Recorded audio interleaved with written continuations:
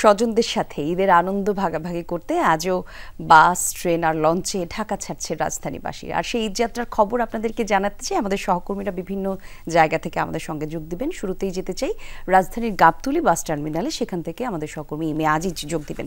আজিজ, যেমনটি বলছিলাম, আজও অনেকেই সড়ক পথে বাড়ির উদ্দেশ্যে রওনা হয়েছেন বা হচ্ছেন। কেমন দেখছেন ঈদের সার্বিক অবস্থা, আমাদেরকে একটু জানাবেন।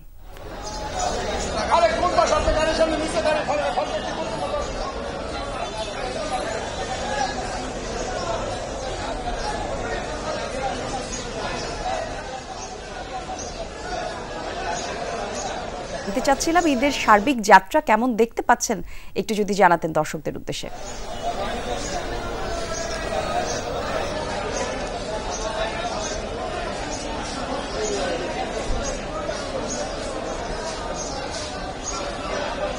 ধন্যবাদ কলি। আমি এই মুহূর্তে আছি গাবতলী বাস টার্মিনালে।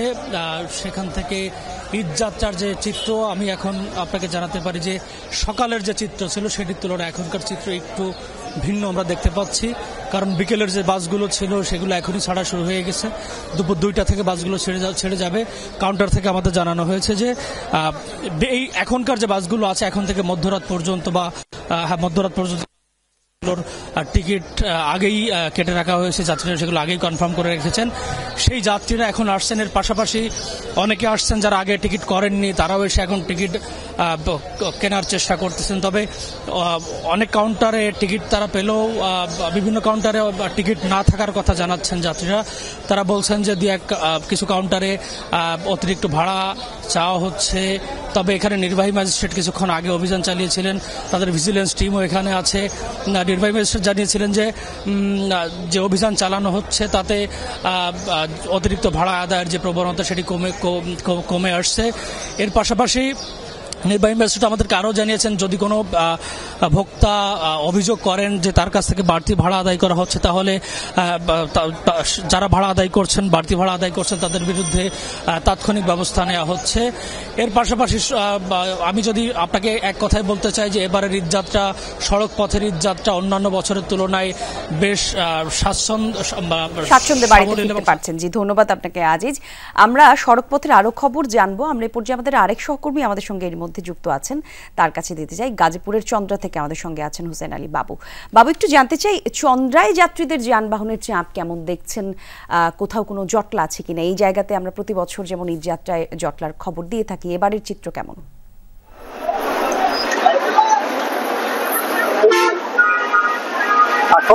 শেষ মুহূর্তে বাড়ি ফেরা মানুষের যে উপচে পড়া ভিড়, সেই ভিড় কিন্তু আসলে ঢাকা মহাসড়কের যে চন্দ্রা মোড়, সেই চন্দ্রা মোড়ে কিন্তু রয়েছে। আমি দেখাতে চেষ্টা করছি যে দুপুর 12টার পর থেকে আসলে এই এলাকার যত শিল্প কারখানাগুলো রয়েছে সব শিল্প কারখানাগুলো ছুটি দেওয়ার পর থেকে আসলে এই ঢাকা মহাসড়কের যে চন্দ্রা মোড়ে, সেই চন্দ্রা মোড়ে যাত্রীদের উপস্থিতি একদম ব্যাপক পড়েছে এবং মানুষের ঢল পড়েছে। যেভাবে পাচ্ছেন সেভাবেই যাচ্ছেন। কেউ গাড়িতে উঠছেন, কেউ ট্রাকে উঠছেন, কেউ লেগুনাতে উঠছেন।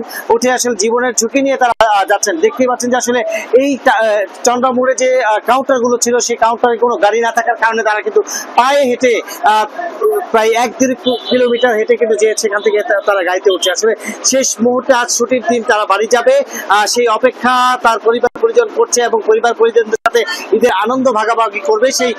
সেই আনন্দ মুহূর্তে এই যে দুর্ভোগ, কষ্ট সবকিছু ভুলে তাদের মুখে একটা আনন্দ দেখা যাচ্ছে, হাসি মুখ দেখা যাচ্ছে। তারা দীর্ঘ 1 বছর পর পরিবারের সাথে আনন্দটা ভাগাভাগি করবে, সেই কষ্টগুলো তারা ভুলে যাচ্ছে।